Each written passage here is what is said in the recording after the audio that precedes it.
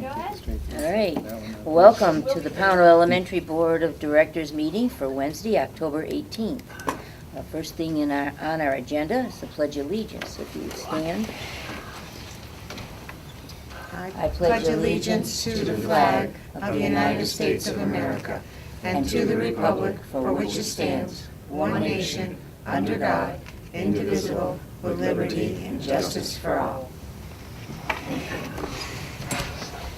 Okay. All right. Do we have any public comments? Okay. One at a time, please. All right. So before we do our presentation, Yes, I would like to introduce Stephanie Schaafstal. Stephanie joined our staff this fall as our behavior interventionist. So Stephanie, if you want to say a few words about your background, and again, welcome to Pownal. Thank you. Thank you for having me. Like Pat said, I'm Stephanie Schaafstal, and I am, by training, a social worker. I've worked in schools since probably 2007 in Illinois, and I moved from Illinois to Massachusetts about 3 years ago. And since then, I've been a sub in various different places in Massachusetts, New York, and in Pownal, and I'm back now, and I'm very excited to be back. And I'm a diehard Cubs fan. So They're not doing so Go well. Cubs. No, we've got the next They're four. facing elimination. They need some behavioral intervention. They do.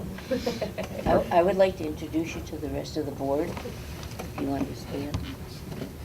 The gentleman at the end is John Peasley, Hi, nice to meet you. and then we have, Do you want me to say it? You? yeah, go ahead. You say it. Tammy Soul. Tammy Nice Soul. to meet you. Hi, Angie Rawling. Nice to meet you. And I'm Cindy Brownell, and we all welcome you aboard. Thank you so much. Thank you very much. And once again, Stephanie, with your social work background, we're really fortunate to have you here at Pownal. So thank you for joining our team. Thank you for having me.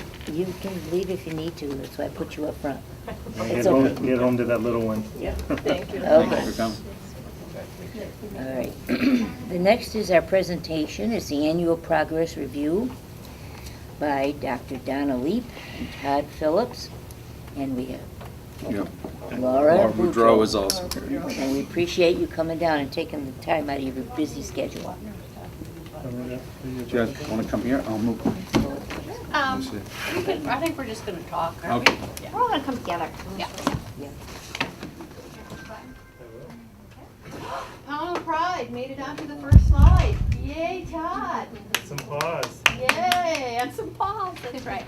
I was telling Todd before, it just said Pownal Elementary School, and I said, kind of It was jazz just so that up a nice. little, would you? It was just so nice and clean, but we had to add the pause and the Pownal Pride. Yes, I Very said, come nice. on, Todd. So it's very sporty now with the Pownal Pride. And lots to be proud of. Thank you, we are. Yes, yes. So we are here, this is our annual visit to go over we're going to start our presentation by giving you the big picture overview and the district overview, and then Mr. Phillips is going to take over and really focus in on Pownal, and then we'll talk about next steps moving forward.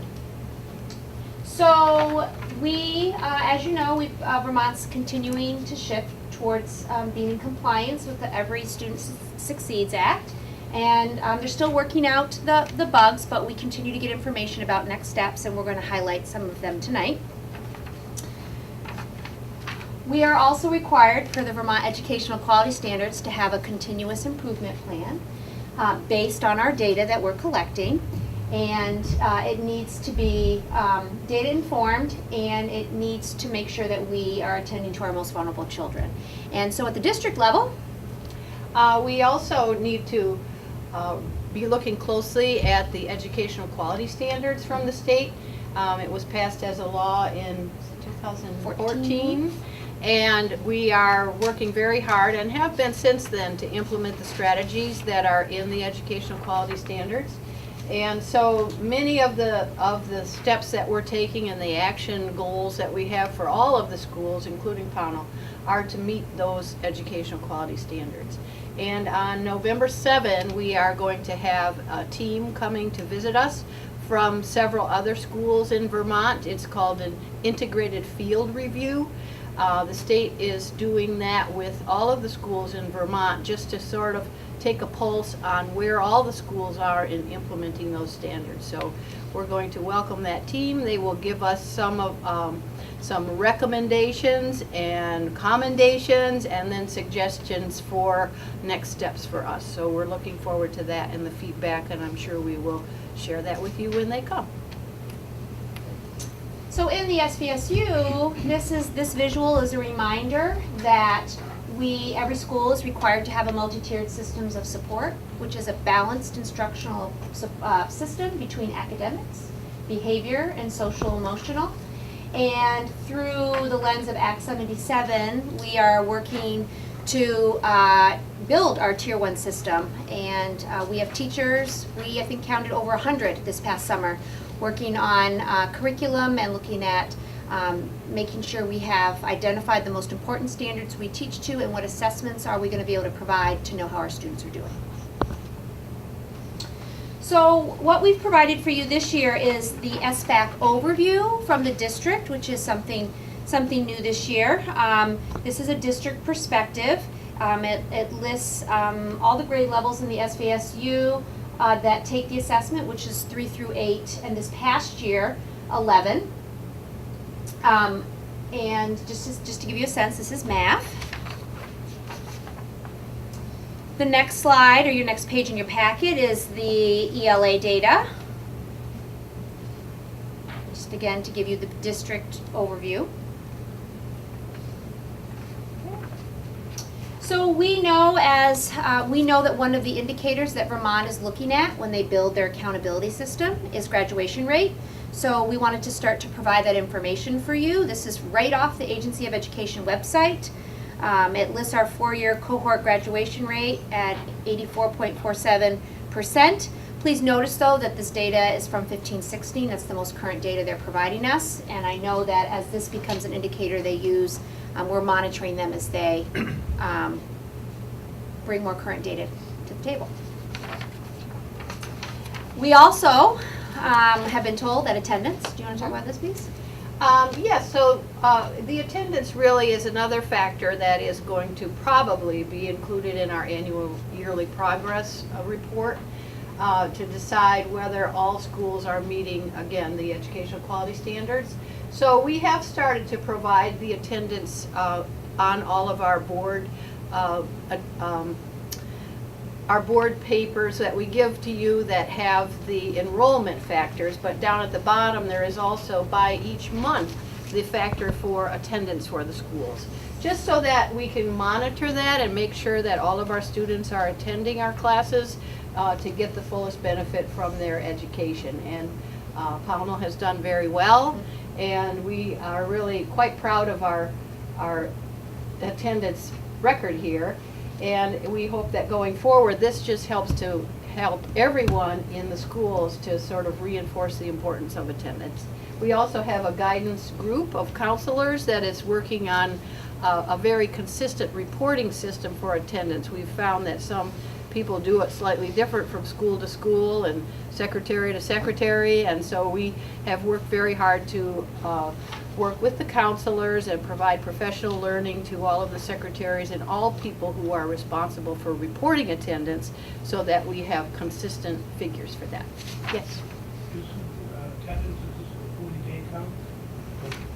is this the 40-day count? Or is this? This is an average of the whole the year, whole year? last year. Yes. Okay.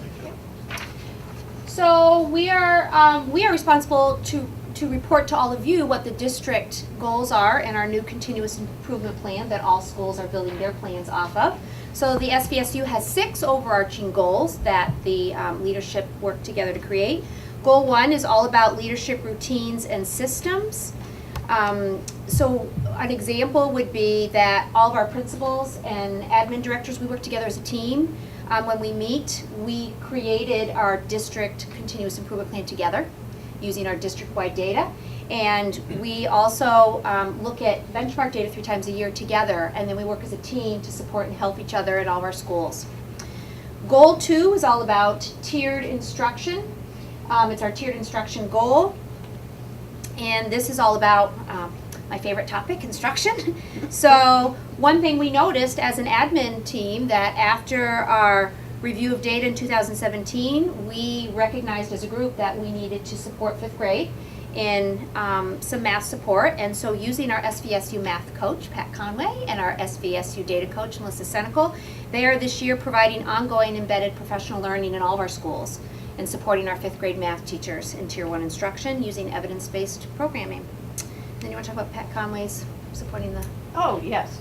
Pat Conway has just been a wonderful resource for our SVSU as a whole, and she is invited into schools to work with teachers.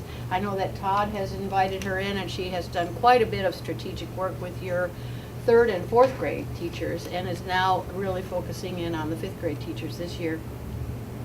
She has developed some systems, and she just did a presentation to the state of Vermont on Monday on how to use pre and post assessment data to really monitor whether teachers are teaching what students need to learn for a standard, which is really the core of, are we really teaching the Common Core standards? And that is what is reflected in the SBAC test.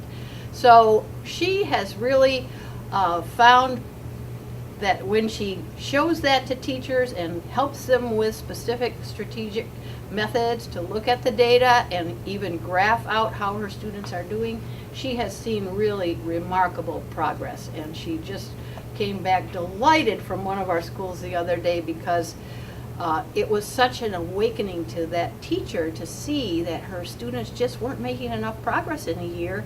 And she implemented some of the strategies that Pat shared with her, and they just were off the charts when she did the post-assessment. So it really is working, and so that she's also going to be here at Pownal this year. So goal 3 is about professional learning. We are offering, if you looked at our data, you'll see that we know we need to support literacy. We're starting with the early grades, so we have a year-long K-1 program for all of our K-1 teachers that's grounded in evidence based on needs that we learned from a year-long assessment we did last year with the Hill. And the middle school is also involved in a Tier 1 support with 25 teachers from the middle school and a trainer working on literacy Tier 1 strategies. We have special education staff and interventionists in a year-long embedded Wilson training, so they know how to do interventions. So we wanted to just give you an example of some of the professional learning we're provided. Goal 4 is about assessment.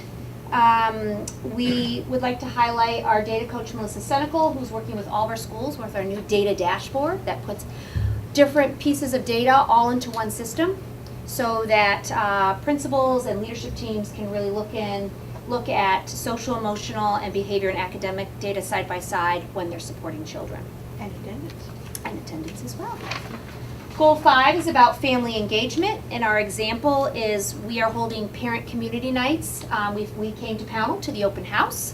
Melissa Senecal and I had a station at the front, and we were handing out how to read your standards-based report card with your child. We've had parent nights at for middle school and high school as well as they shift to this system. And goal 6 is all about high-quality staffing. We continue to offer trainings for our new mentee teachers in the district. Last night, Dr. Leap and I hosted 13 new teachers. Had a very fun-filled evening to provide them with support. And our district is working as a team to revisit our supervision and evaluation goal. So we, at this point, are going to switch paces. Thank you. And I will push the button for you. Thank you. So the next slide, as you remember last year, we're keeping our school vision and expectations that we're dedicated to providing opportunities and experiences which enable children to be conscientious citizens and lifelong learners with respect for themselves, each other, and our world. And as you can see, our expectations of being safe, being respectful, being responsible, has to do with our PBIS program here at Pownal School. Once again this year, for the second year in a row, we were recognized as a PBIS exemplar school, and the ribbon is right there on the table, and we can pass that down to the board and have them look at that ribbon. No, we have to hold it up. You have to hold it up. I will hold up the ribbon. Yes, you have to be proud of that. That So this really is is an accomplishment. second year in a row, and to get the exemplar award, your academic data needs to increase and your behavioral referrals need to decrease over time. So this is our second year in a row of getting that exemplar ribbon, and we want to continue to maintain that exemplar status. So last year, as you recall, the 2016-17 math and ELA goals, we wanted to, in our measures of academic progress, which we measure 3 times a year in the fall, winter, and spring, we wanted to see growth rates of 2 to 5% in math and reading. And you'll see here in a little bit that we met those goals on the high end of 4 and 5%. By June of 2017, 45 to 48% of our students in 3rd through 6th proficient in math, and 45% to 48% would be proficient in ELA. We were off the target of that goal. I think the entire state and district a little bit lower, and they decreased, but we were still in the ballpark of around 39% in both categories of reading and math. The key to the measures of academic progress is that we, again, assess our students 3 times a year, and we progress monitor between that time to make sure that our students are maintaining and progressing throughout the school year with the interventions and the academics that we have in place. So this shows our math growth rate, 5%. Again, that goal was between 2 and 5%, so that's why I said we hit the high end there, and the reading growth rate of 4%. And this shows our SVAC spring math results. Really strong in 3rd and 4th grade. Again, like Laura and Donna said, we're putting resources into that 5th grade across the district, and our teachers will be involved in that. We have to think in math how the Go Math has been, this is our 4th? Third going? No, this is the 4th. This is the 4th 3 years year. behind us. Okay. So all of the students prior to this, kindergarten, 1st, 2nd, have had that Go Math instruction with fidelity in our building, that Tier 1, all students getting that hour of math. And then we have what's called protected math, where our students are in those smaller tiered groups at their own instruction level. John? Is there a reason why it drops from 50% in grade 4 to 22% grade 5? Well, I think What's that's the what reason we're, behind that? yeah, I think that's what we're talking That's- about here, John, is where the entire 5th grade in the SU, we need to put our resources in math and ELA. Are we not teaching what's expected? What's the reason for the big drop? I mean, there's got to be. Has to be I would in Tier 1 understand instruction. How they can do that. Yes. Well, I think. You don't get them over the summer. I don't think. No, and you always have to go back to what is the testing. And the test is about the Common Core standards, and so those are what the questions are made of. Never mind, you said common, that's. And so the Common Core- standards, Common Core is the answer. well, it's a difficult standard to meet. And I think that all of our teachers, as the students are getting up into 5th and 6th grade, the concepts are difficult. And that's why we really are focusing on the 5th grade to help the teachers fully understand what those concepts are so that they can teach them better to their students. They're difficult. This is not a basic skills It is test. a difficult test. This is teaching students how to think in math. ELA? And SBAC data for our 3rd through 6th grade ELA scores.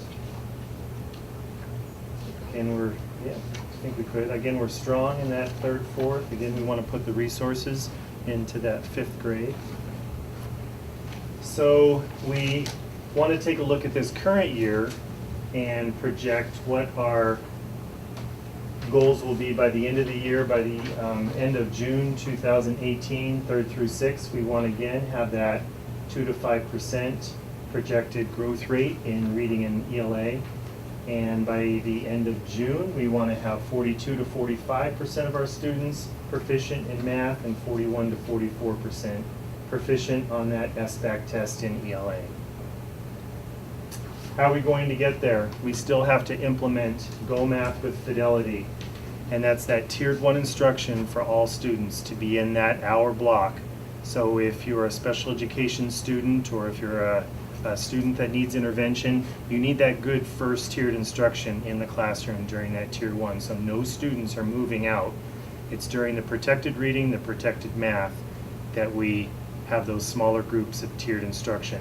So when I say implement Go Math and Foundations with Fidelity, that's every day making sure that all students are in that hour block and they're not moving out of that. Again, the second bullet talks about that tiered 1 instruction. The third, our educational support team. And that can range anywhere from students needing interventions in behavior, do they need interventions in reading or math. We want to make sure that we're meeting as a team and deciding what those interventions are. And all of this is under the umbrella of the MTSS, the multi-tiered system of support.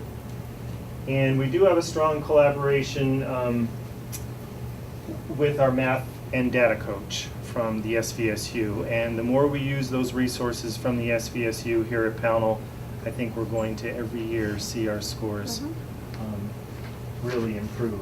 We want to continue to offer our before school and after school tutoring and our homework support as well. So what do we need as far as resources? Again, we want to ensure that our Pownal budget has appropriate materials for math, literacy, and science. We want to make sure that the budget supports our behavior interventions because, again, looking at that ribbon, looking at that we're an exemplar school, how our behaviors are decreasing is the reason why our academics are increasing. So we need to have that behavior support in place.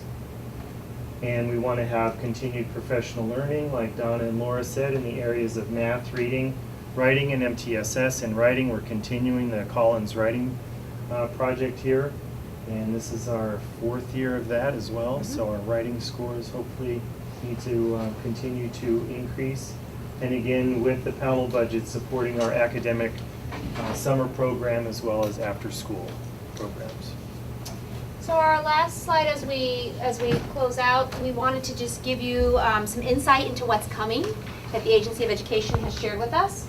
So next year, the Smarter Balanced Assessment is at this point slated to be given to 9th graders. It's been, the last 2 years, it's been 11th graders, but based on feedback around from the state, they're interested in having it be 9th grade, so it's a 3 through 9, so they can. So the 11th grade jump, they gave it in 8th grade, and then it was just an awkward time span. So that's one change that's happening this spring. There is now, we've been teaching to the next generation science standards for 3 years now. The state has committed to adopting a new assessment. We're working with the state of Rhode Island. They're going to provide a draft of that assessment for students to field test in the spring of this year. That replaces NECAP science. And then the last one is an interesting one. The state has said that we really want to make sure that we have well-rounded children, and so there will be a physical education assessment that the state is providing to us in the spring that will be field tested. And so that's what's coming up. So we want to thank you. And does anyone have any questions for any of us? Yeah, I want to go back to that 5th grade, if I understand it correctly. I think you said, Math, ELA. well, the one that the 5th grade was low. So we talked about math. So, yep. Yes, and, yeah, it's math, and Yep. that Yep. Melissa's going to come down and work with the teachers. Pat's our math coach and Melissa's our data Yes. coach. They work really nicely together with teachers because they support teachers in reviewing the assessments to pull out, okay, so what do my students do really well and where does my focus need to be in relationship to the standards from the curriculum. So yes, Todd accesses them quite a So bit. if I can understand it correctly, they're coming down to work with the 5th graders to teach them what's been taught to the lower grades and bring their math scores up. So yeah, Because it's a different style. So there is a lot of changes, and again, it goes back to they really work to support teachers in moving from procedure, which is how we grew up, to conceptual, making sure kids really understand what the procedure means before they get to the procedure, which they will get to. And it looks different at every grade level, and the interesting is that we noticed that fifth grade teachers from all over our district needed that support. So we spent some time this summer with peers developing what would that support look like, and that's being implemented now. But the good news is, Pat Conway's wonderful about coming to work in your classroom with you, team teach with you, look at data with you. Melissa can do the same thing, and so we've really just targeted that. And again, Pownal does a wonderful job of accessing those resources to support that. I would also say though that on the plus side of that, I think that the success of the 3rd and 4th grade is really, like Todd was saying, showing it's sort of like the wave of the new learning that's coming up through the grades, because that those students have had the Go Math program and more time with the Common Core standards. So as that group is moving through, you're going to see that they have a much higher level of understanding of the math concepts, and so that is going to continue to grow all the way through. That just reminds me of, well, the first thing that comes to my mind is that it's the new teaching in the 21st century. It is, yeah. Yeah. We've had to change our instruction to meet the needs of the college and careers that are out there that are currently, because that's where those standards came from, is where are kids headed, and we want to make sure that we're providing our students, and that's why Vermont adopted them, to say we want to make sure our kids are exposed to rigorous standards. But it does, even when I was in the classroom at the elementary level, it was a shift in thinking, and I was so blessed to have I had Pat Conway in my classroom almost once a week, because I wanted to make sure I was doing the right thing. We're lucky to have her. We are. She's She has a wonderful. tremendous understanding and is We very don't good with the We no longer teachers. have our math lab. Is that We right? don't. Okay. All right, thank you. It was very good. John has a question. John? Yeah, how much does reading comprehension have to do with the math? Quite a bit. They have to comprehend those word problems, and there's a lot that goes into understanding what they are actually wanting the student to comprehend in that. So do they work together with English or vocabulary or? Oh yes, How do there's a you- lot how of do you vocabulary tackle in the math instruction. Yes. Yeah, it definitely goes hand in hand. So it's not just math, it's Yeah, understanding. one It's helps the other. understanding, Yeah. that's One right. helps the other, just like math helps science. Yes, conceptual. you're absolutely right, yes. And there's also that consistency of terminology, which, we don't make up little tricks. Let's use the real words that the students are going to need to understand. And I think that Pat's really good about helping teachers. Every grade level has a vocabulary list, and she shares that with teachers and parents. She has had math nights here to share that with parents about what is the understanding. When they do the testing, do they have trick questions for kids or do they ask straightforward? Well, Questions come at different levels. they are at different levels. I've been on an assessment development team, and I know that I wouldn't call them trick questions, but they certainly try to weed out whether the student has full understanding, and that sometimes feels like some of the questions are misleading. But I don't know. I haven't done all these questions, so it's hard to say what are they. But you do always have to go back and think of the test. And statewide, that grade level did a little less well than other grades, and you'll see that over the years, that there's a certain grade that the test was harder, or the test just was difficult for everyone. So I think that's partly what we're seeing too. Thank you very much. Thank you for having us. Thank you, Todd. Yeah, it's great. It's Thank nice to see all of you. you. Thank you for your support.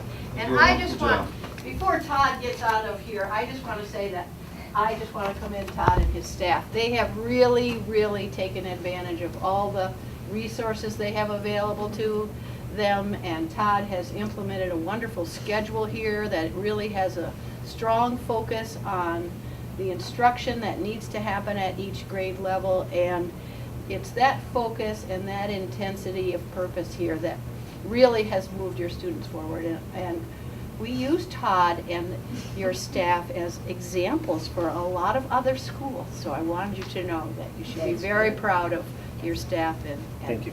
Todd here. And the staff shines? Yes. Yeah. Thank you.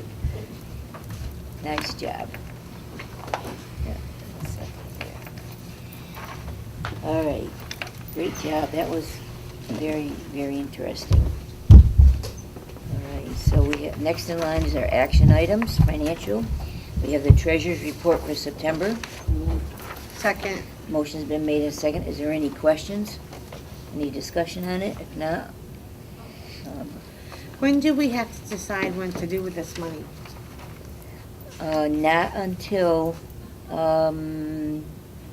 before 2019. Is that correct, Jim? Yes. Yeah, we have time. Okay, is there a motion to accept it? Already been moved. It's already been moved. You guys say All in favor? You threw me off. Okay. Sorry. That's all right.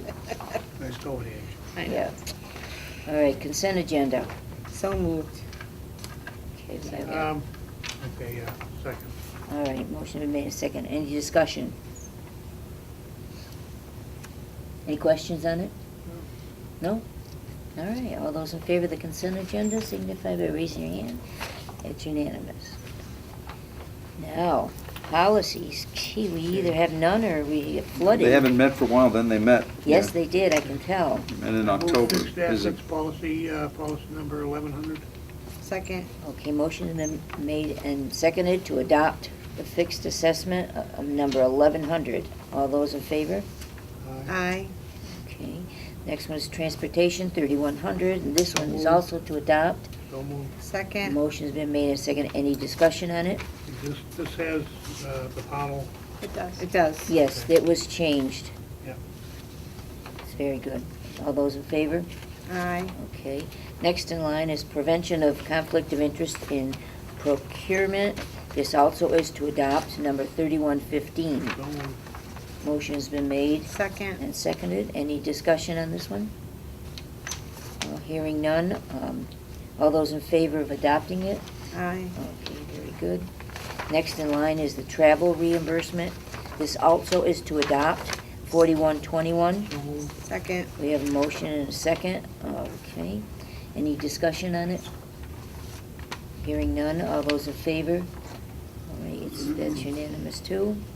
Next one's 4327, family and medical leave. So moved. Second. Motion has been made and second. This one is to adopt as well. Any discussion on this one? All right, hearing none. All those in favor? Okay. And last but not least, 5411, comprehensive HIV and bloodborne pathogens. So moved. Second. This also is to adopt. Motion has been made and seconded. Any discussion on this one? No? Okay, all those in favor signify it's unanimous. All right, very good.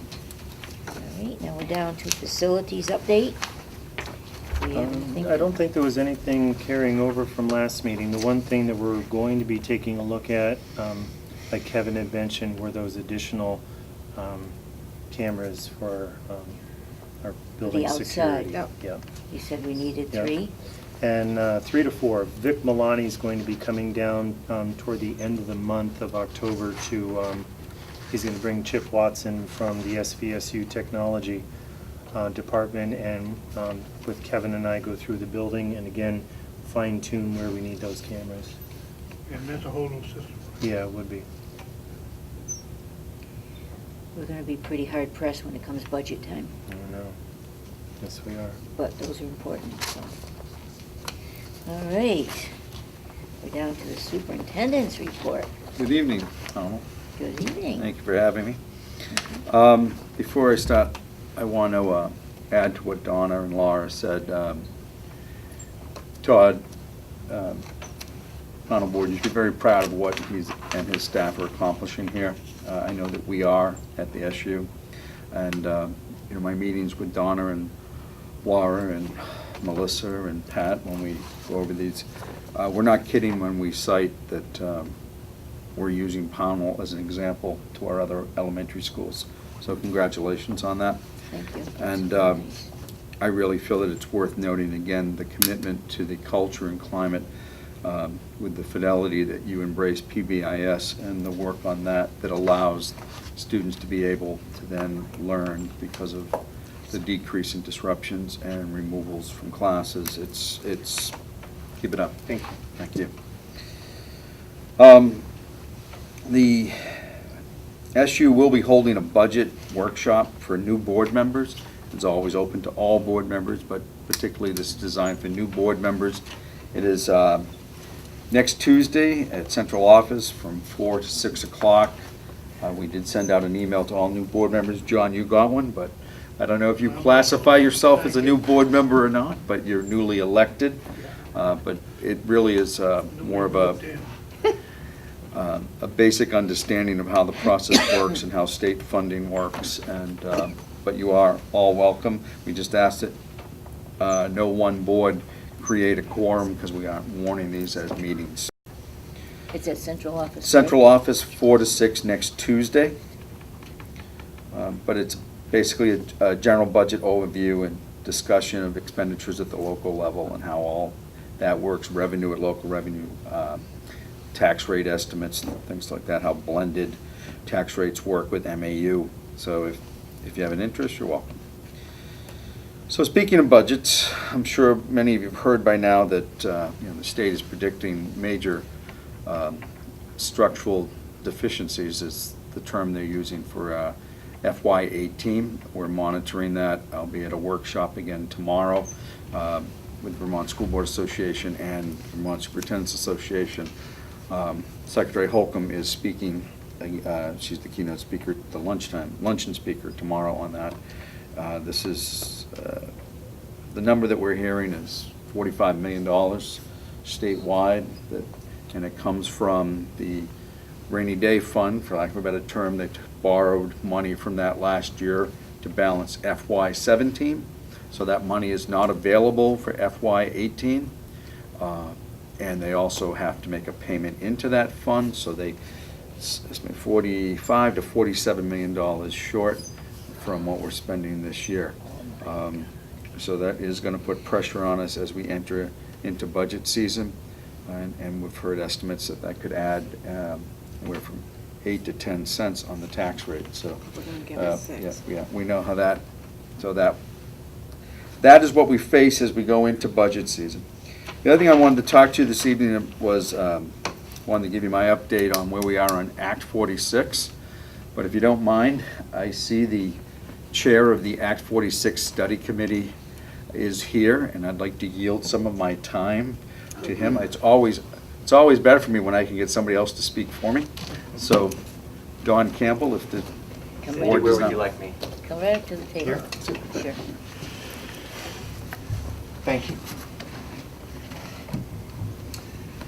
So a couple quick updates in terms of things that are coming up. There's going to be the Bennington School Board is going to do a program, is hosting a program, I should say, at the Mount Anthony Union High School for all districts that would like to attend on October 26th at 7 p.m. So there'll be, I don't know if that's officially a Bennington School District meeting, but there will be representatives from the Bennington So School that's District. the question there. I've been asking, whether we should warn that as a meeting, just to be careful if there's I don't know. It doesn't sound like we have a quorum, Quorum, but so then- it might be in an abundance of caution, it might be good to warn it if we could. The meeting but that they had in Shasbury, was that warned, or? I don't believe it Don't was. know. It was just a public forum. Yeah, so I think There's it's no public action forum. taken. Right, no action taken. I think we're going to have, Brian Campion's going to come and explain a little bit of how Act 46 came to be. And then some members of the Act 46 committee will be there, and there'll be an opportunity to really go in deep. So I don't probably need to do that tonight. The other thing that this group already knows is that there's a vote on November 7th, and that vote is to vote on the merger proposal that the Act 46 committee has come up with. And as you all know, John and Cindy were the Pownal representatives on the Act 46 committee. And that will be voted on up or down. The merger will be voted on up or down, and there will also be a voting for directors of the future board should a merger be successful. And so you may or may not have seen a sample ballot, but they're available from your town clerk. And I think in Pownal, there are 3 candidates: Cynthia Brownell, Tim Holbrook, and Nelson Brownell. So under the proposed merger documents, 2 of those 3 would would become potential board members on this new merged board. Is one a one-year seat and one is a That's two-year three. seat? A three? Three. Three, yeah. Yep. Yep. So there's probably no, you folks are probably deep into it. I probably don't need to go into a lot of it, but would it be worth just a few minutes on where we think we are with this? Would that be valuable to you, or? Then I'd like to make a suggestion too, afterwards. Okay. Well, just very briefly, I'm not here to defend Act 46. It's, it's legislation that was developed by the legislators, and I think Bill Botsow could explain to you a little bit better, your representative, or Brian Campion, or Dick Sears, how we got here. But the gist of it is, I'll pass these around. If I could have the extra copies back, that'd be great. The gist of it is, this is the MAU trend line, and it's not unique to Mount Anthony. It's kind of going on all around the state, that there's this sort of downward trend line, and some schools are bucking that a little bit, and but other schools are kind of continuing to head down. And so the law gives communities an opportunity to do a voluntary merger up into a certain point, and if the voluntary merger is not successful, the law also gives the state the opportunity to essentially merge communities together that have not found a way to merge. I think the genesis of this is that there's quite a lot of evidence or data, studies that have shown that the optimal school district size is between 2,000 and 4,000 people, 2,000 and 4,000 students. And most of the, this is from the National Education Policy Center, most of the school districts in America are about 4,000 to 5,000 students. And there is some loss of efficiency that happens as the school districts get larger and larger, but that seems to be somewhere around the 15,000 range. So it's not until the school districts get very big that things start to become less efficient. You have more people slipping through the cracks and whatnot.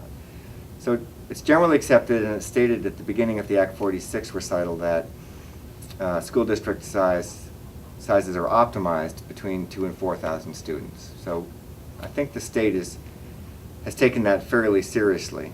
And so the merger study, the Act 46 committee was tasked with coming up with a merger proposal, which we did. And this proposal was approved by the Education Board in September. And we had to make a lot of decisions along the way about the various details of how we wanted our merger to look. Unfortunately, by the time we got to it, we were down to only 3 options. One was what we've proposed, which is essentially a merger that tracks the MAU board structure quite a lot, but is K through 12 and does not include North Bennington. The other option that was open to us was leaving Mount Anthony the way it is and doing another district for the just for the grade school. And then the third option was to just throw up our hands and say we can't do this, and just have the state tell us what they think we should do. And so we opted to go the first route on this. The rationale being that I think we have, what is it now, 7 boards, 47 board members governing 3,000 students or something like that, and 7 different boards. So the committee's feeling was that it really would be much more efficient and much more streamlined educational delivery system if we could reduce that upper management, so to speak, and get down to a board of very qualified, highly motivated individuals that would treat the students in this whole area as all of our kids. So in proposing that, and this is one of the things that is, I hope you can really take, this is hard to explain in Bennington, but I hope this works to explain it to you here. One of the probably the most important thing, if you only know one thing about our proposal, is that we have asked the state to create a board structure that mirrors the MAU board structure. And if we had not asked the state to do that, their default is to do a proportional structure, so proportional to the number of students. So I have a graph here that shows, just to give you a sense of, I don't know what the state will do, but maybe we can kind of anticipate what the state might do, but I'll pass this around. And this is a pie chart, and the top chart shows, based on students, what a proportional board structure would look like if the state came down and forced us all to merge. So this is the blue represents Bennington's proportion of the vote, and the yellow is Shaftesbury, gray is Pownal, and orange is North Bennington. And the dark blue is Woodford. I don't know how they would find a board member that represented 2% of the vote, but presumably there'd be some proportional structure that would represent that student population. What we've proposed instead is the bottom chart, which is based on the MAU board structure model. And the reason for that's a structure that served this community for a long time, since the 60s. It was ratified through a court case in the 70s. And this so-called MAU structure is pretty unique. We're one of the only areas that use it. But what it is the state has given permission to use a predetermined proportionality in setting up a board structure. So it's not exactly one person, one vote, but it's a proportionality that the region has decided seems fair. And the reason I'm a big proponent of this, even though I'm from Bennington, is that I feel like we are stronger together. We will be stronger if all the schools are together. And if Bennington has a disproportionate vote, if we have the ability to unilaterally vote up or down things like school closings or grade movements or things like that, that it will cause the smaller schools to disengage and to be less involved and to pull back from the process, to feel disenfranchised. If we continue to use a board structure that has a kind of balance of power in it, where Bennington has a stronger vote because we have more students, but is not able to pass things unilaterally, that there will have to be partnerships, and people will have to kind of come together a little bit more to make decisions. So we can talk a lot about incentive, the financial reasons to do this, which are somewhat speculative but real. We could talk about a lot of other different things, but I feel like for the small communities, this is the most important thing to understand, is that the state is setting up the future of how schools are going to be managed. And this is our opportunity to tell the state that we have a model that's worked well for us and that we'd like to keep using that model. And that we don't need to annihilate Woodford and Shaftesbury and Pownal and North Bennington in the vote to have a strong system. In fact, those of us on the Act 46 committee feel that we will have a stronger community if we have a more balanced school board. So based on this, I have a little cheat sheet for you that has been making the rounds, but based on this, and it's written down here, that the board structure would continue to be what it is at Mount Anthony. So with Bennington having 4 directors, North Bennington having 2, Pownal having 2, Shaftesbury having 2, and Woodford having 1 director. Now, all of this, of course, assumes that a merger goes through. It may not. You know, communities may not vote for the governance merger that's being proposed. And then we'll have to see what the state does. But I guess I would caution, and I'm not trying to be fear-mongering here, but I think maybe this is kind of realistic assessment time. If the state is thinking that school districts should be in the kind of 2,000 to 4,000 student range, if we have 3,000 students in our SU now, if we're at least partially merged in function, you know, as you heard tonight, by a lot of the services that we already share, is the state likely to come down and decide that Pownal could be a freestanding school district on its own? And I think most of us on the Act 46 committee felt that no, it probably wouldn't. None of the small communities would probably be No, but they eligible. probably would put all the elementaries together. In other words, instead of having just one, first of all, we are 80% there with 3,000. There's no doubt about it. Yeah. If this doesn't go through, they possibly will come down and just say, all right, here's all the elementaries in the district, go together. It's possible that they And will that's do that. Yeah, it's possible. possible. To me, possible. that- And I think that But that's. what governance model would they Yeah, use? so then what governance model is the question, you know, what governance, would they use the proportional model, which is kind of what the Act 46 calls for. And I think also, you know, there are a couple of other things that we, on the committee, we really did feel were important to build in. And contrary to a lot of what you read on Facebook and contrary to a lot of the other misinformation that's out there, we actually put extra protections in for the small schools. So the state default is to make it so that you can't close schools for 4 years. We bumped that up to 5 years. And we also built in that instead of being voted on by a majority, for this new district to close any school or to do any major action like that, there would have to be a supermajority vote. So it's a 75% vote, and it would have to take place over 2 years.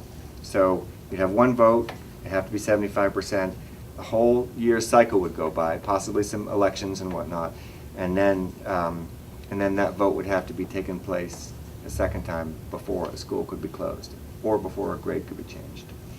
So, That includes moving our 6th graders to Bennington? Correct. yeah, that's right. So there are some extra protections that are built in. I think you know, you're probably getting a lot of questions about taxes. It's a little hard to talk about taxes because if you did a tax saving by doing an Act 46 merger and then it was completely wiped out because of an education budget deficit, how does that feel? It feels a little bit like it could be a false promise. So I think it the is. point of what we've come up with is that although Pownal, you know, under the incentives the tax rate would go down 16 cents in the first year.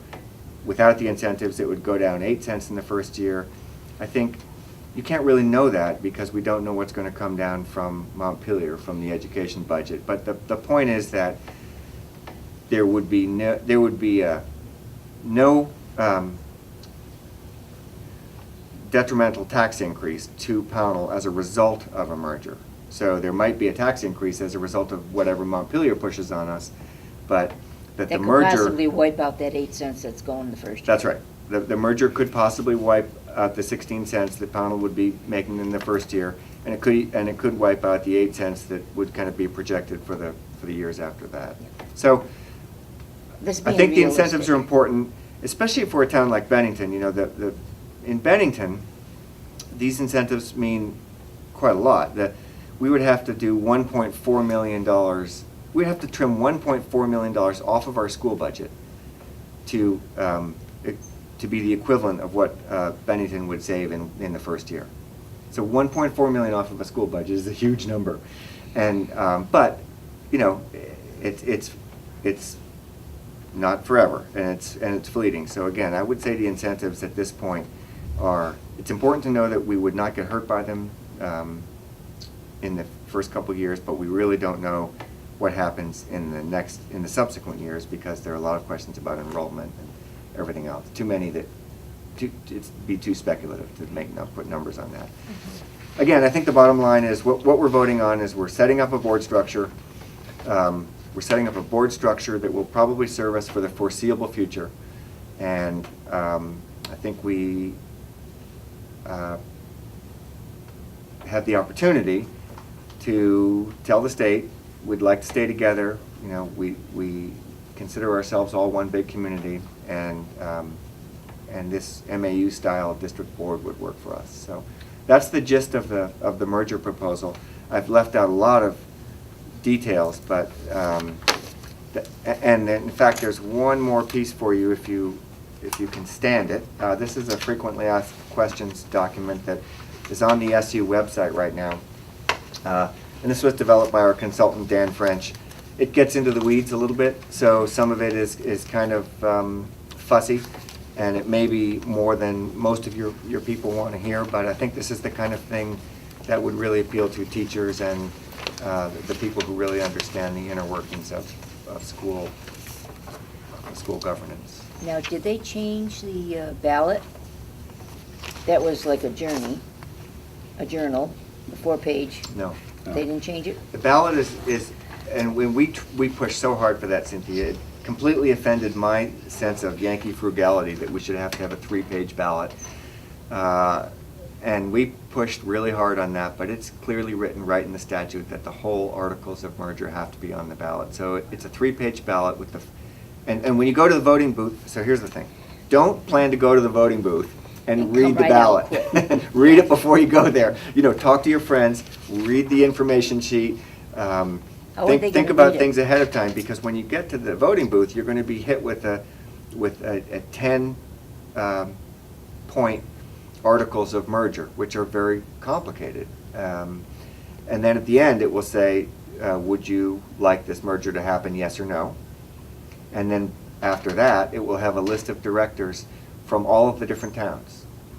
And it's important to vote, because if the merger does go through, you get to vote on all of the different towns, on the directors from the different towns, just as you do with MAU. And so the future district board members will be voted at large. And that means that the 2 representatives come from Pownal, and they get their signatures in Pownal, but everybody in the merged district would get to vote for them. Can I ask you a question about Sure. our MAU style district board? Mhm. And as it pertains to North Bennington? Mm. So North Bennington's not going to vote, right? So, I mean, they're going to be part of our merger and not vote? They're just So gonna- complicated with North Bennington, and that's really what hung us up for a couple of years. I wasn't on the Act, it was a 3-year process, and I wasn't on the Act 46 committee in the first year. Joined it in the second year, and we struggled along with North Bennington, and the problem is that they have choice, as you know, and they just couldn't fit into any of the models that would work for the rest of the school districts. And yet, they can't get out of the MAU compact because they're signed into that. All of the communities would have to vote them out for them to get out of MAU. And so it seems unrealistic, frankly, for anybody to get out of the MAU contract at this point. So what will happen if this merger goes through is they will continue to be represented on the board in that form of that pie chart, but they would only be able to vote on the matters where their students attend. And when things come up for the elementary school and the preschools, then they would have to recuse themselves entirely. And it's So they're not going to help us? that's right. That's right. Are they considered a no That's right. automatically? Are they considered? They're a not no? going to vote on this. They're not going to take a vote on this. That's right. No, they're not going to take a vote, but do they automatically become a no? A no to what? As far as the merger proposal? Yes, um, because you need two towns saying Yeah. no. Oh. So it really, no, we look at it the other way, we need the majority of the towns to vote yes, so it would Yeah, be I probably should Bennington. have led with that. I mean, so it's Bennington, Pownal, Shaftesbury, and Woodford are now considering this, and North Bennington is not considering this. So we're looking at organizing a merger of these 4 towns. And of these 4 towns, 3 of them have to vote to merge. Or, And Bennington must. and Bennington must vote to merge. So if only 2 of these towns vote to merge, no merger will happen.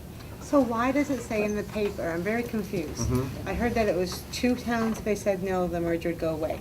But in today's article, it said that there would have to be 4 towns that vote no. No. I didn't see that, but I'd have to, Today was the article on Act 46 of who was running, and Mhm. it also went on about the Act 46 at the end, and it said that you could not merge, but 3 towns had to vote no. So is it 2 towns that have to vote no, or is it 3 Well, towns? so let me just, be very clear about this. The law is very clear that a certain proportion of the towns that are considering merging have to vote yes in order for it to be in effect. And that number is 3 out of the 4. So out of these 4, Mhm. 3 people have to, well, 3 towns have to vote yes. That's right. Yes. And if only 2 towns vote yes, then it's a no-go. That's right. There's no merger, and the new directors were And voted on, but it's for naught. Just to complicate it more, if the 2 towns that vote yes are Shasberry and Woodford, it still doesn't happen because Bennington has to vote yes because they're Because they're listed as a necessary community, so Right. So it's you're got to saying be, if Is that because Pownal, they have more Shaftesbury, and Woodford, students? yes, right. and Bennington, no. So it would- must be Bennington and 2 of the 3 other towns. Right. Bennington is So- necessary. So is Bennington the necessary one because it has more students? That's right, because of the Everybody else size, is yeah. not necessary. So, and And that was the Act 46 Study Committee. Their task was to list necessary or advisable, that's the other term, and it was decided that without Bennington, it wasn't going to work, so, because there were so many students there, so, yeah. yeah. So Bennington and 2 of the 3 remaining towns, not North Bennington, they're not voting. So it's a little tricky, and you know, it's what feels right for one community might not feel right for another community. But I guess I would just say, I keep coming back to this phrase, but I really do feel like we'd be all stronger together. You know, that if Sound like Hillary. what's that? Nothing. Well, yeah, I know it does sound kind of like Hillary, but I do feel like it's that if we are, we don't know really what's coming next, but if population keeps going in the direction it's going, it seems to me that the state is probably going to be looking at sort of fewer schools or something like that. And the more control we have over what that future looks like, the better. I think Bennington, as a larger region, would be extremely well served by a strong Pownal School, a strong Shaftesbury School, a strong Bennington School, a strong North Bennington School. And I think if we set up a board structure that reflects that belief, that's probably our best defense against what's coming in the future. John, you've got Well, something on your mind, I know. When you have this meeting, I want to make sure that all the representatives, the Democrat representatives that voted this thing in, are present so they can answer questions on the what-ifs. Mhm.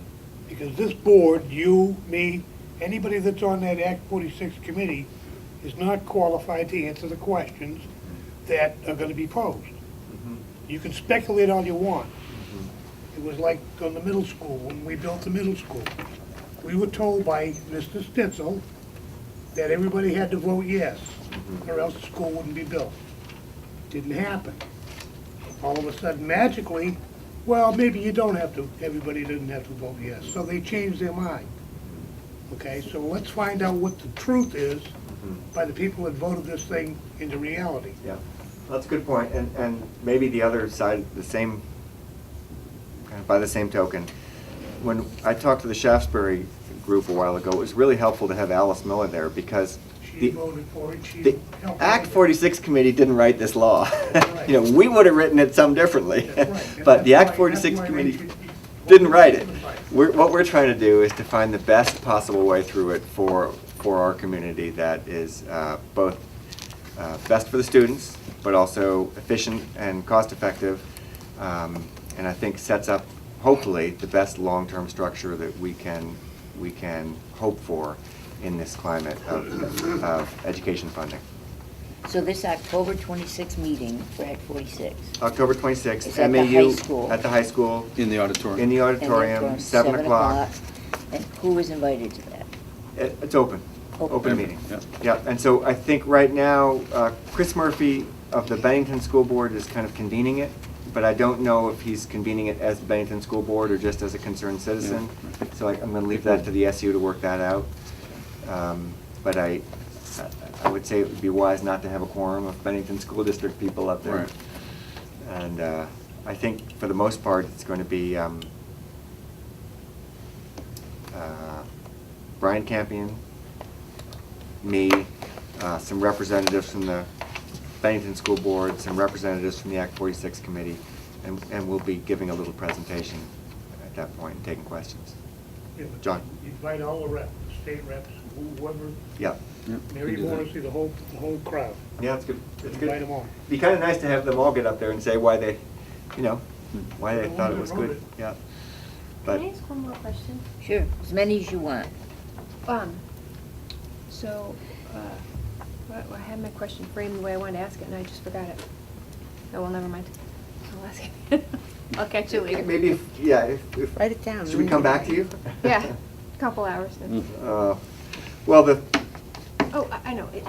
Do you have any idea what the state is going to do? Like, is there any clear idea, like, if we voted this down, what the state will do?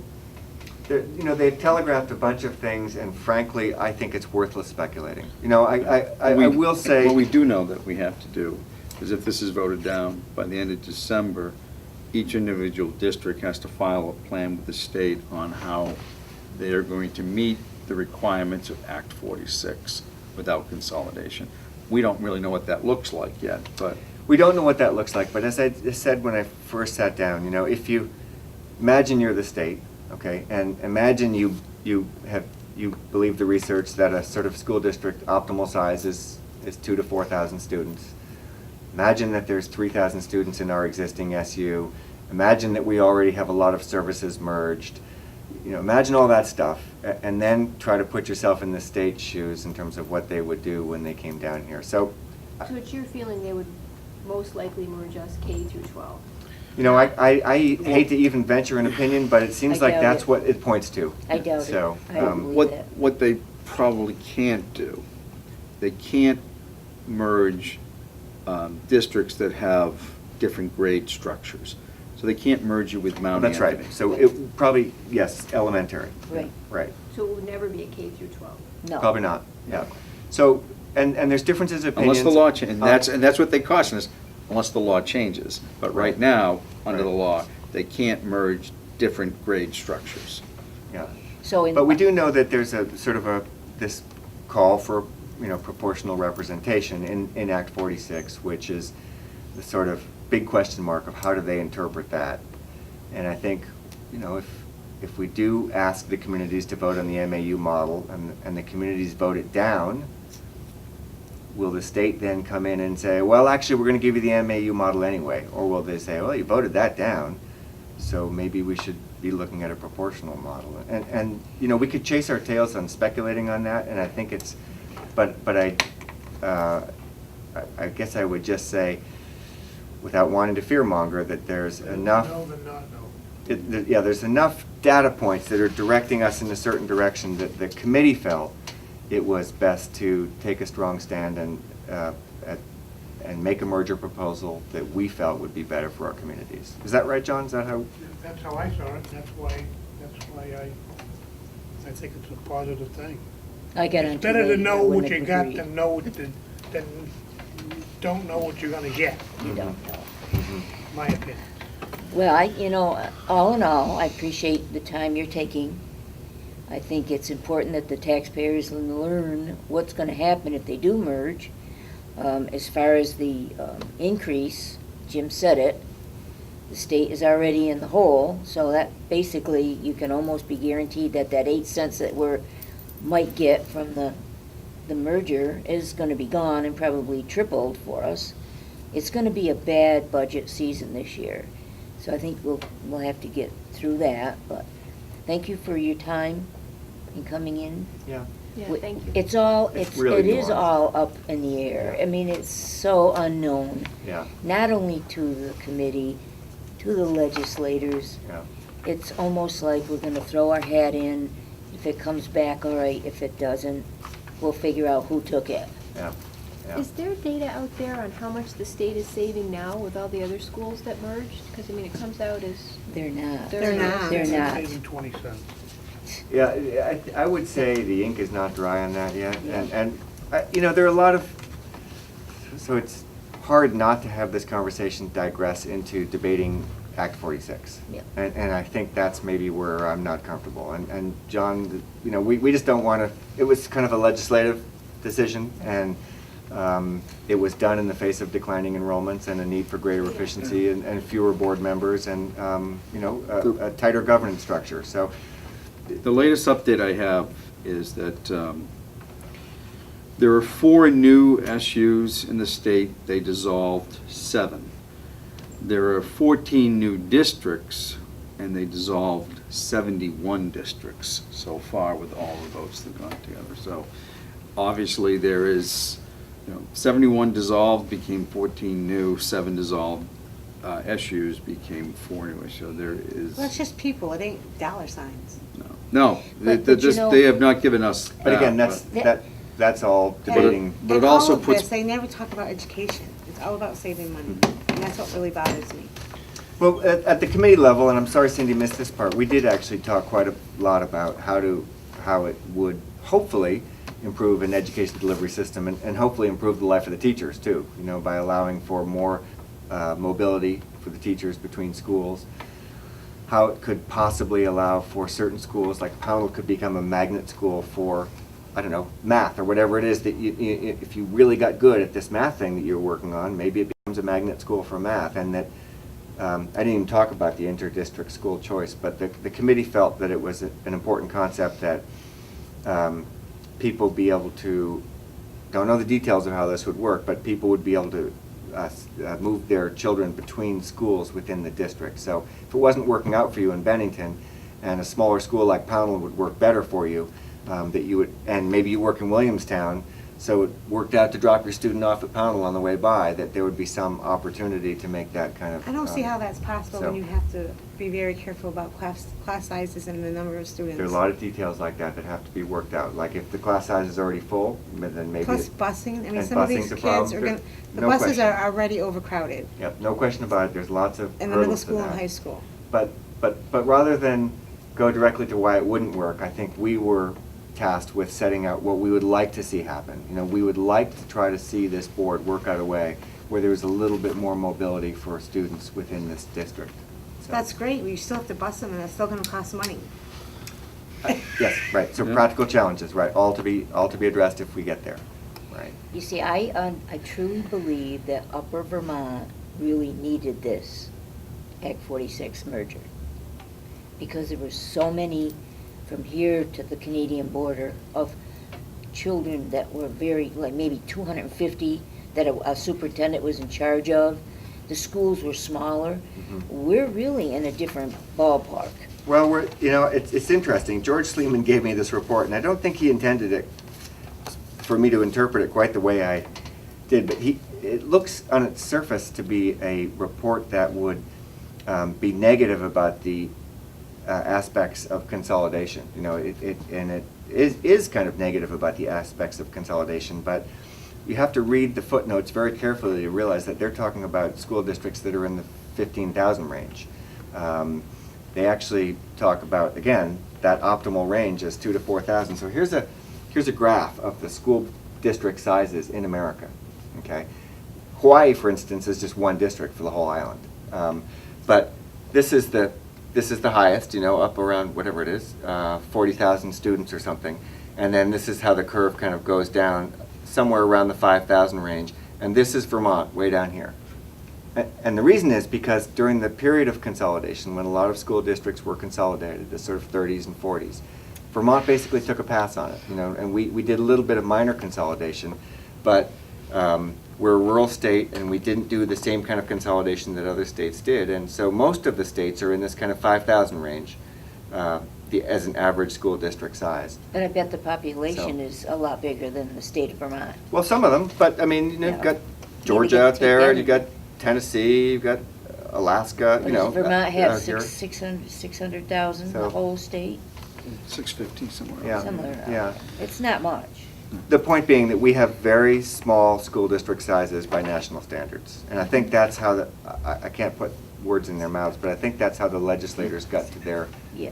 decision. So. Anyway, I'm sorry, Act 46 is a rabbit hole, and once you go down it, it's hard to back out of it, but It's true. thank you all very much for Not a problem. your attention. There's an old song that says, "Que sera, sera." What will be, will be. That's right. So. Are you going to sing that Thank for you. us? Yeah. Am I? You didn't get anything thrown at you or anything. So that, Yeah. Yeah, you all I'm been gonna- nice to me tonight. I'm going to invite Donald to come every month to give my report for me. You'll never get out of Job. this meeting. The truth of the matter is I'm heading out, 'cause I'm, But is there anything else, because I need to make Mount Anthony at 7 o'clock, so. No, we just got a few things that. But no questions from you, and is that? I don't, this is all set, yep, All right, thank you. all right. Thank you very much. All right, Thank thank you. you. have a good evening. Thanks. Good rest of your meeting. Great. Okay, I'm going to move right to the chair's report. We have a couple issues. One of them I wanted to talk to the board about. The school has the ball field down on Route 346. And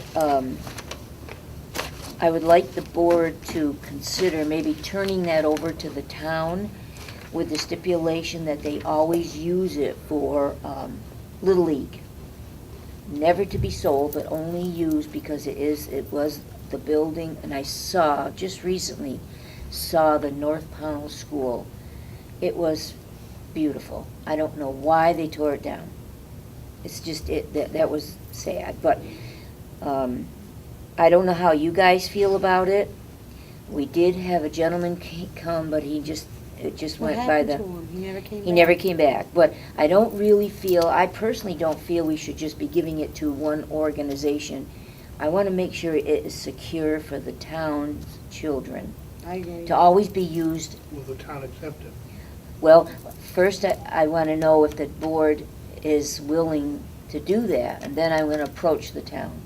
Yeah. I make a motion that we go Second. to the town and donate The town fathers and ask them to please take over the ball field. Yes, because- Deed it over to them. yes, because they maintain it now, correct? Yes, they do.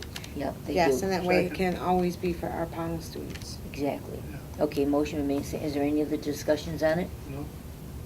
No. Okay, so that's good. How about vote? Excuse me? Oh, all those in favor? Yeah, okay. All right, the next issue, I've been approached by the principal of Woodford, and she wanted to know, would it be possible that she could use one of our buses and possibly our bus driver, our spare bus driver, for field trips. They're unable to do field trips for them, they do a lot.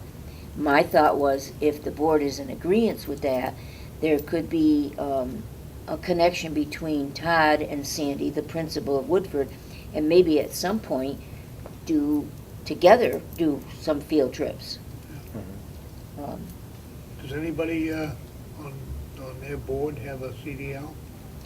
I talked to her at the policy committee meeting, and she does, I don't know if it's on her board, but she does have somebody in her town that has a CDL. They can't start driving until after January. Okay, but they can They have a take over. CDL to drive buses. And plus we But- have, Yeah, We but have but waiting. instead of, Taken away from using our Pownal. people, taking our time, let them use the bus. I mean, she certainly can, if they ask her, and there's nothing here in If there's nothing Pownal. scheduled, yeah, if we Exactly. Well, that's what I was coordinate gonna that say, we gotta together as work the out a- two schools, we could Yeah. still use our driver and our bus. Absolutely, Yeah. but what I Yeah. want to know is insurance covered for all? Renee was gonna check on it for Yeah. us, As long I as do believe- insurance, yes. I think they should pay the mileage for gas, and they should pay the driver. Yes. Otherwise, I have no Well- problem with that. Well, actually, Renee had sent me an email about, as far as paying the driver, they really want it to continue to come out of, they would pay SU. You know what I'm saying? They would pay the driver, but not directly to the driver. It would come through, like she gets paid now through Pownal. Yeah. When she drives through Pownal, it goes through a regular system. So I said to Renee, if it's easier to do it that way, I don't see any problem. Yeah, because they should have to write, Social Security and all that stuff, all the taxes and stuff into their system. Yeah, So she they- just paid SU, and they What about- already had that set up. Some sort of fee for wear and tear. Don't really care. I think what we put down, what was it? Well, Like a I think it flat was like fee or something? Flat fee, yeah, I think it was like $50 or So something. mileage. Mileage, gas, $50. Mileage, Yeah. gas, driver, and Yeah. $50. And they were unable to go to Montpelier that Columbus Day because they just didn't connect. It was unfortunate, but I think they're gonna reschedule it. You made the motion, Ange? No, there wasn't a motion. There wasn't a I was just motion trying to yet. figure out what we were gonna do. Okay. So, I make the motion that as long as they pay the $50 fee, the driver through SU and mileage, which is, how much a mile?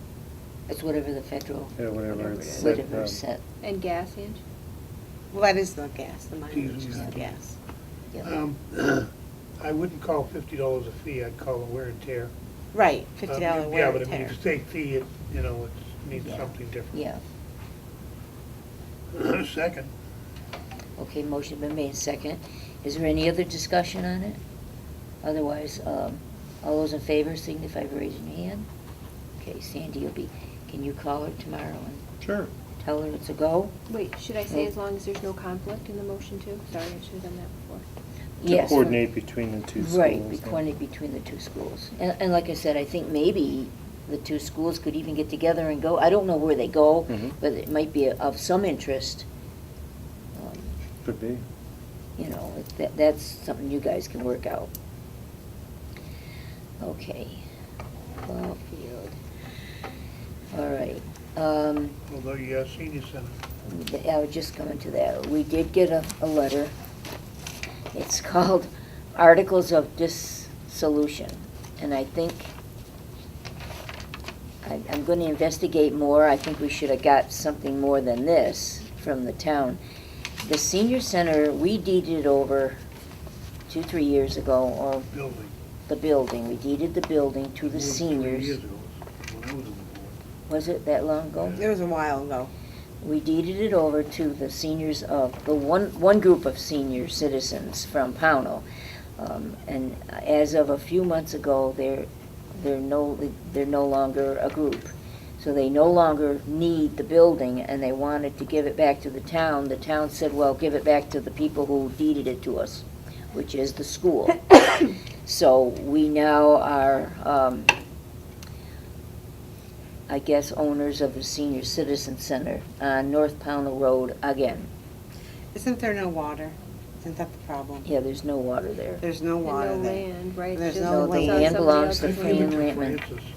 I was gonna say, we can either give it to the landowner, which is Francis Lampman, or do you think the Historical Society would be interested in it? Well, I thought of that. I thought of it, that was one of my thoughts. Do you think the Historical Society would be interested? They might. Yeah, ask, Can ask. ask What's her name? Linda Hall at the library to see if anybody, because they have a lot of meetings and stuff, and, you have Julius Rosenwald and all those people. Or even the church, Pownal School Church, maybe. I don't know. We can ask them. Yeah. I mean, it's a nice Even the building. Legion, And they trade the Legion. just renovated a lot of it. They fixed the roof, they got a grant from the state, and they did a lot of work on it. I know there's bathrooms and everything in there, but I don't understand why there's no water all of a sudden. Oh, it's all of a sudden? No, it's not all of a sudden. I understand there's never been water there. When my grandmother used to go there, they used to wash dishes and stuff. I used to go there with dinner with her. Oh, really? Yeah. Oh, I guess they had water then. I don't know. Well, they got town water now, don't they, up there? I don't Not in know. the center. No. See, We can oh, check I it. know why. It used to be What? on Lampman's water. When we had the town water, then they made everybody get a well. You can't do, Okay. you can't do rainwater anymore, that's against the law. Well, no, we used to be on Lampman's water, and they made everybody get a well. Yeah, And that's okay, why. that's probably why. Yes. And the Yes. town water doesn't run through there? Town water used to be Lampman's water, and they shut it off. I don't think so, no, that's down, It was privately owned, but they supplied the it's town. down more towards South Pownell. but- Right, yeah. Right. So I would say, ask those 3 people. Yeah, and who was it? Joyce Held. I thought I was gonna give Joyce Yeah. Held a phone call. She's head of the Historical Society. Society, yes. I would ask them first, Yep. the Historical Society. Well, I think we should ask Fran first, don't you think? It's on her land. No. No, why would she care? I mean, I'll talk to her, but, Because it's on our land. the other thing we had, a gentleman ask me about, snow removal, if we go out to bid, but I talked to Todd, and he said because we've used, Is it Martel? yes, Martel. we've used him, and we don't usually go out to bid. I think Nate What- treats the town pretty good, but I mean, if you want to go out to bid, go out to bid. Well, it's up to the board. I mean, I don't care. If it ain't broke, don't fix it. That's right. I'm happy with Nate. I think Nate does a great job.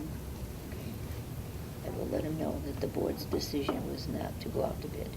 And I don't think that's a Huh? law. It's not a law, is it? No. No.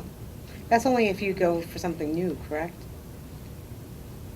That you have to go out to bid? Anything over 1,500, I think? Is it 15,000? Yeah, and you don't go over 15,000 per, Year? no, No, per Unit. season.